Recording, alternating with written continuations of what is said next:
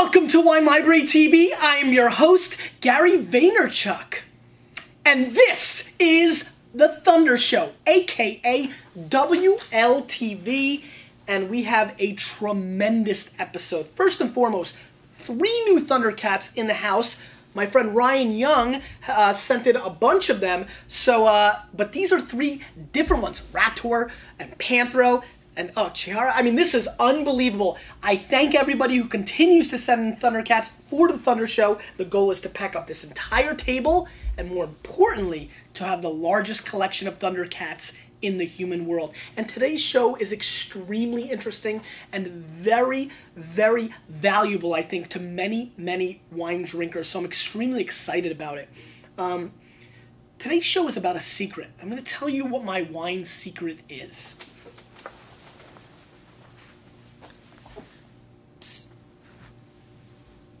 It's Dolcetto.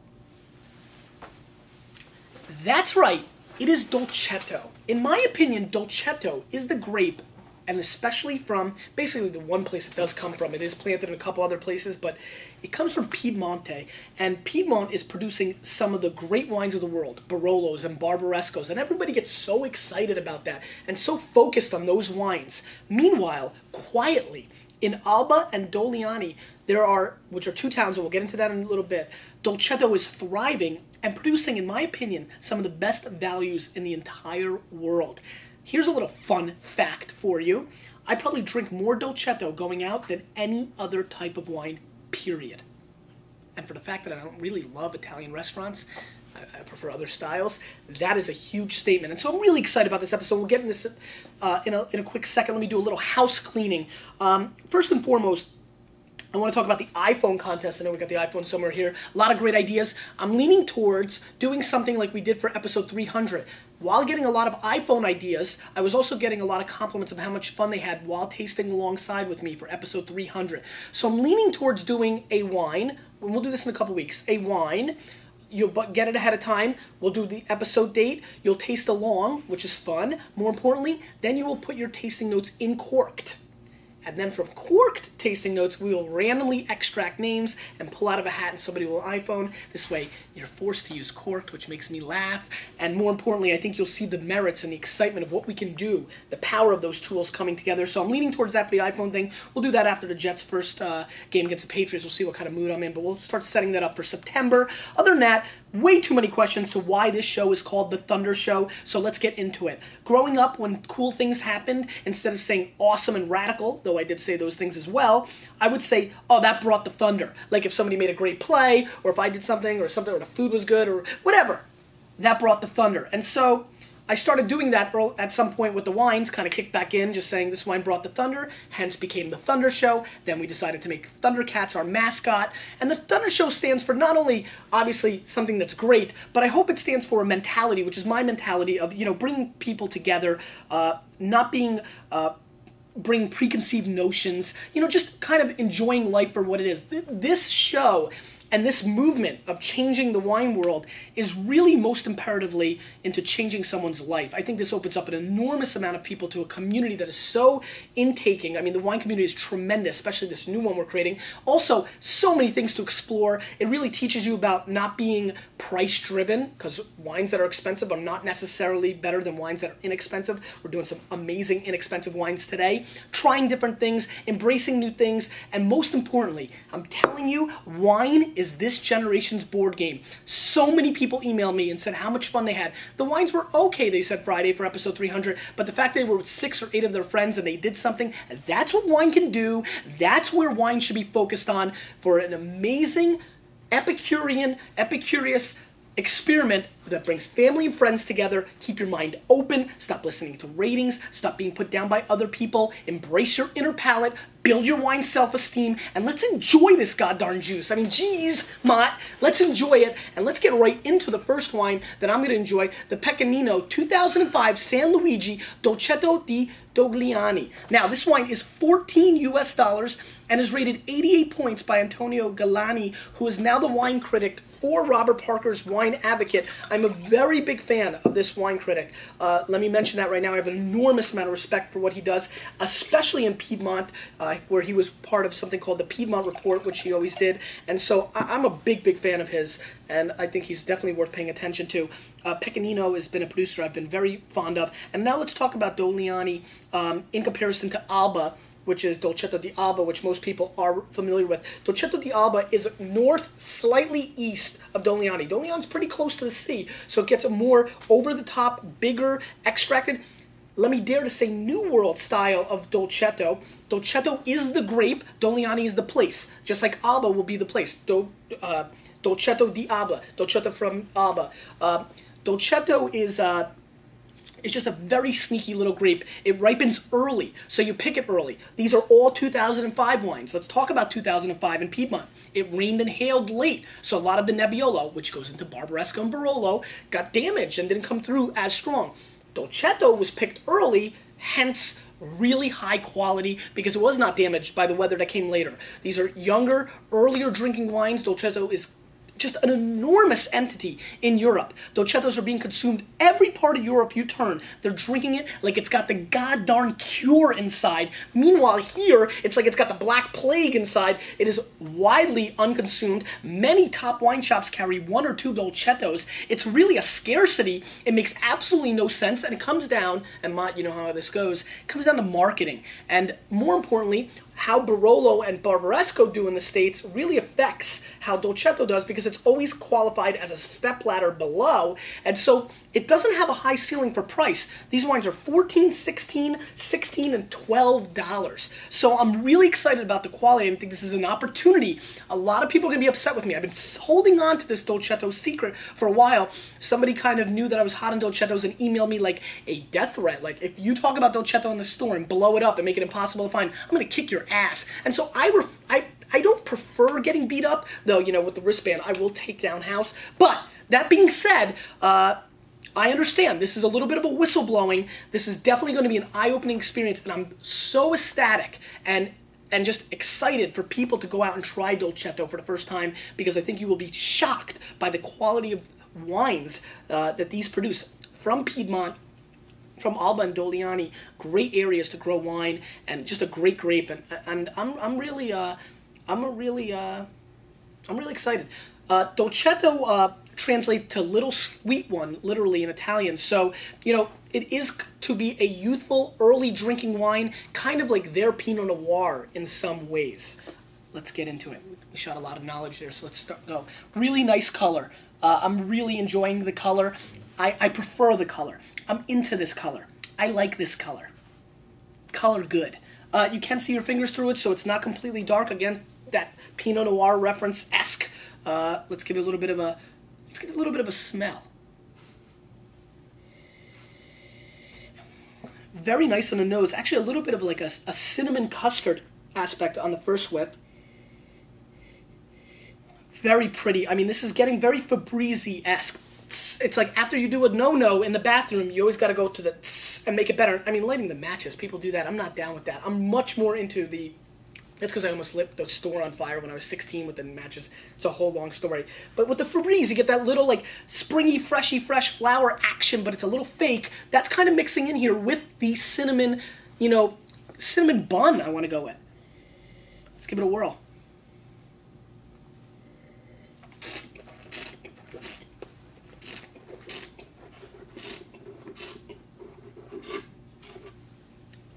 Chitara, I'm so pumped. I wanted that one.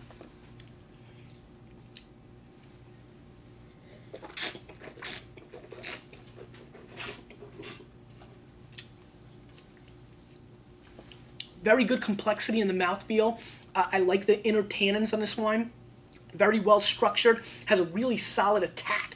It grips your palate. It's almost like a wetsuit in comparison to a t-shirt. Ooh, I like that.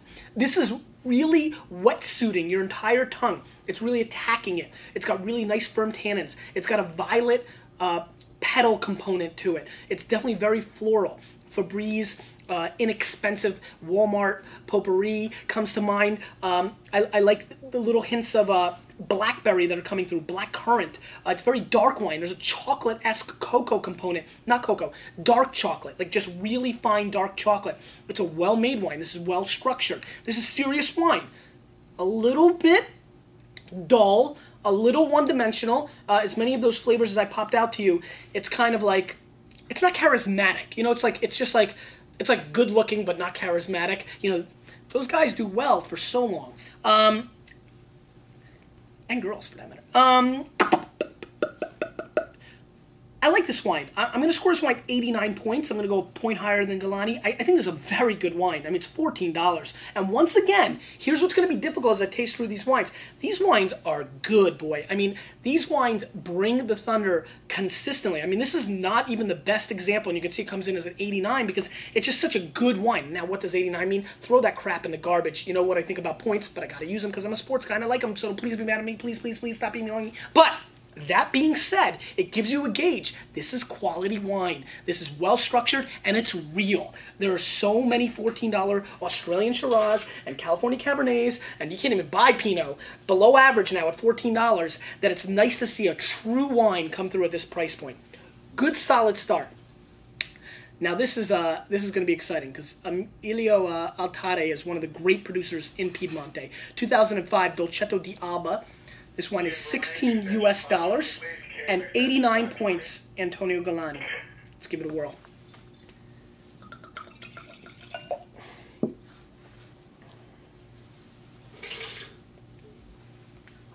Episode 212. Just wanted to say that. Take it for what it's worth. Episode 212. We're having fun on the Thunder Show. We are having fun on the Thunder Show. All right, let's give it a little bit of a look. As you can see, really dark color. This one is considerably darker than the last wine. This is a Dolcetto di Alba. So again, this is northeast slightly from Doliani. These wines are... The Alba is probably where it's most known for. The Barbera does well as there as well. These are wines that go tremendous with pasta. I mean, you want to get pure, you want to go old school, get some pasta, get a bottle of Dolcetto, and you are on point. $16 US bothers me. One, because that's Vinny Testaverde's number as a Jet. I hate him. Vinny, I hate you. You're a traitor. 43-year-old traitor on the New England Patriots right now. It makes me want to throw up. Let's give this a whirl. Man, oh man, is that a totally different smell. Now this has almost like a rotten log component on the nose. If you've ever kind of been around logs that have deteriorated and termites have gotten in there, kind of in the back of the woods when you played with your G.I. Joes and you gave a nice sniff to the log, that's what this is coming through with.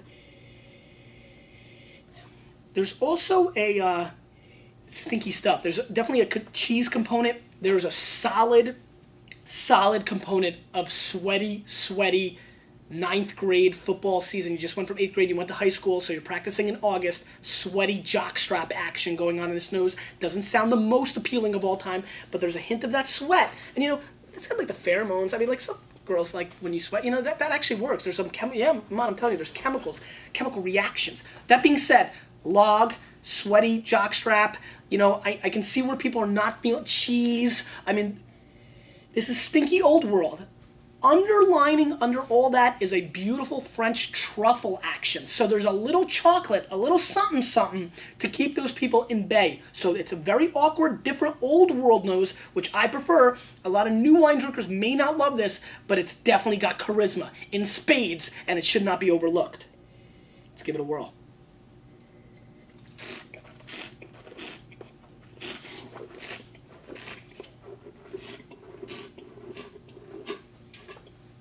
This rips. Wow.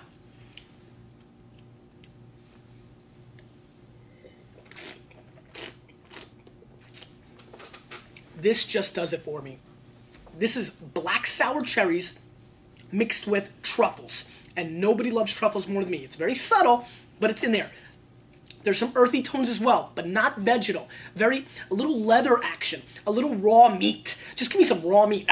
It's in there. The cherries are very profound, very executed, very imaginative, if that makes any sense to you, because they're really kind of coming at many different directions. Almost like canned cherries, fresh cherries, black cherries, a smorgasbord, a brouhaha of cherries on your palate, mixed around with a lot of flavors that on paper don't sound interesting, but trust me, with food pairings are the way to go. This is an old world gem, a classic. Think of Dame Judi Dench. I mean, this has got some real polish to it. I'm feeling this wine. I think Galani missed it. I think he kind of missed the charismatic, explosive, and dynamic approach of this wine. This is what I'm looking for. This is what I'm looking for at 16 bones. You better believe it. I'm going 92 points on this wine. This is exceptional. It doesn't surprise me because it comes from one of the best producers in Piemonte, but it is really a lot better than I thought it would be. And that, preconceived notions are dangerous,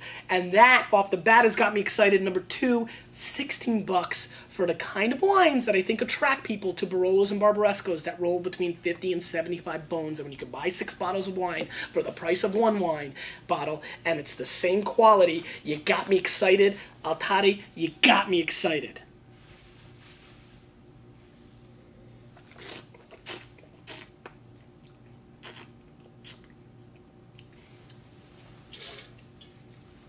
Just an easy wine to drink, great with food, veal or pastas, even cheese. Just watching the game and eating some Parmesan with this, that is just like, that's heaven.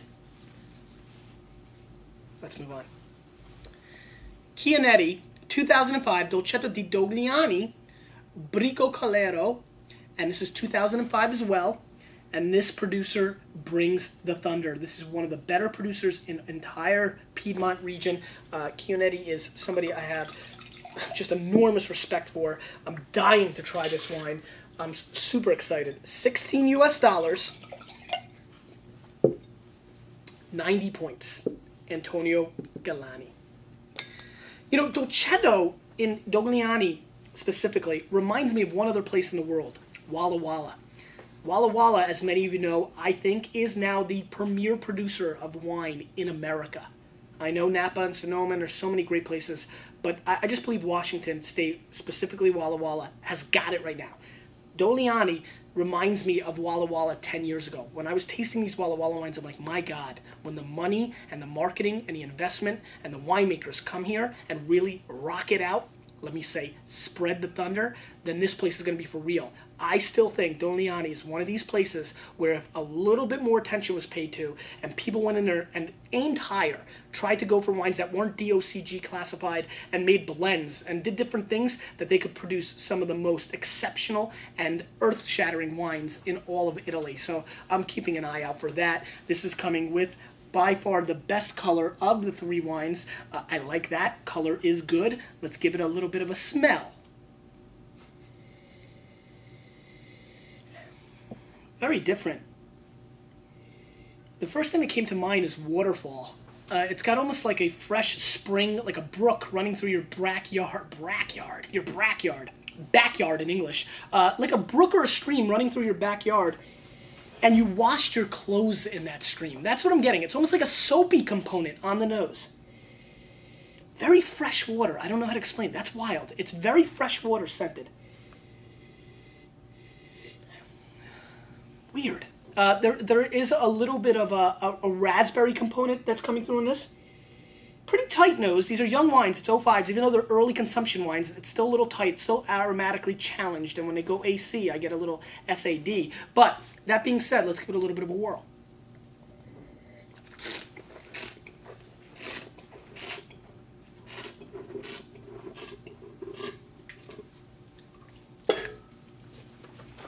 This is much more of a New World wines fan. This is very explosive, very big, good firm tannins, but gets a little Australia Spain on me a little bit here. A little bit less traditional, a little bit less up my alley, but there's a lot of people I think that would really enjoy this. This gets a little too floral for me. This is like almost all rose petals, and yeah, it's almost like a complete rose went in your mouth. One of the great things I've ever done is that I've eaten plenty of roses directly, and they come through so often in wine. Something I highly recommend. You should kids, eat a rose a day. It will build your palate. Anyway, very very, very floral on this wine. By far, really missing a lot of fruit or earth tones. This is really driven by flowers.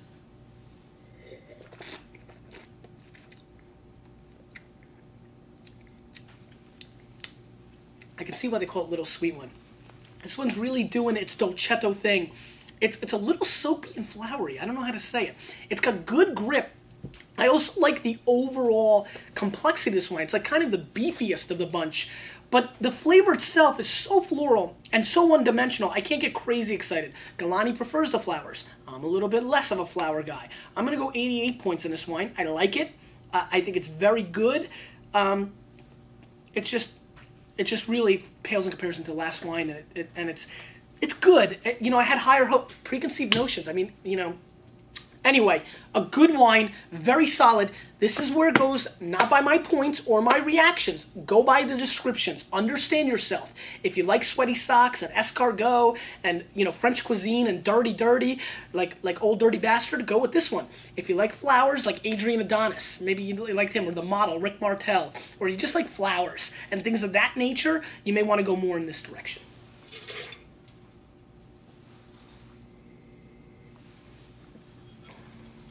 Rogliana, 2005 Dolcetto di Alba, $12 US, 90 points, Antonio Galani, 90 points. Now the Rogna is a really, really good producer. A lot of people like his stuff. I've been a big fan of some of his Barbarescos through the years. And 90 points, 12 bones. I mean, $12. Can I say it? Joe Namath. This has a chance. This has a chance. Tremendous, tremendous color again. Probably falls into as like the second best color. Actually, below the other two, like the third best color. So it's light, but that's fine. I mean, this is a traditional Diablo. You're going to expect it to be a little bit lighter. Let's give it a little bit of sniffy sniff. But on its initial shot, even from here, I was smelling it. So aromatically, I'm getting very excited. Now this is loaded with white pepper and almost like an Asian spice. Really just like a spice cabinet component comes through here. I almost get like a parsley, a little bit of oregano action on the nose. Actually a lot of oregano action on the nose, which make it quite interesting. There's a spearminty kind of component to it. Makes me think of like peppermint gum. Very awkward, very awkward. A lot of different things going on here.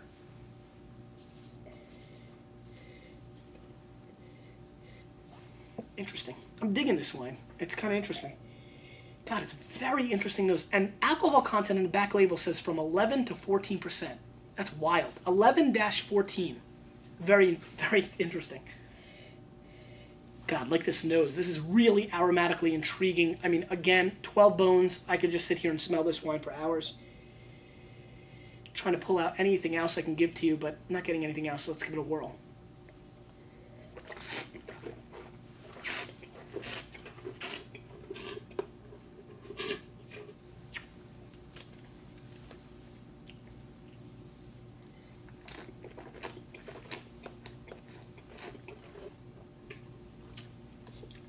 Very traditional Dolcetto di Alba. Very nice tannins, but soft. It's almost like mixing all these together. You do get the petals. You do get a little bit of the blackberry, which I like quite a bit.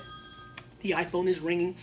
Dark, dark flavors coming through. A little blackberry currant, a little currant action. Licorice is approaching this wine. This is the first wine that really shot me with some licorice. Even more like licorice liqueur. Almost like Sambuca. Almost like a shot of Sambuca in this wine. Now we're getting to the gist of it.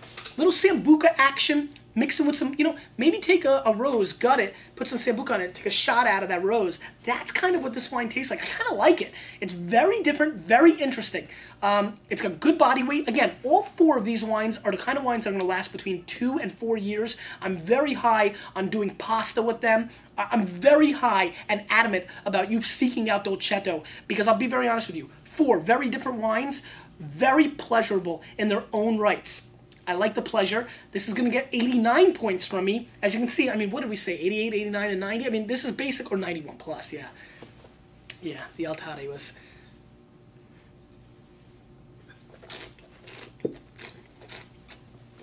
my style, though. I'm telling you, 70% of the people watching this would prefer the other 3 to that wine.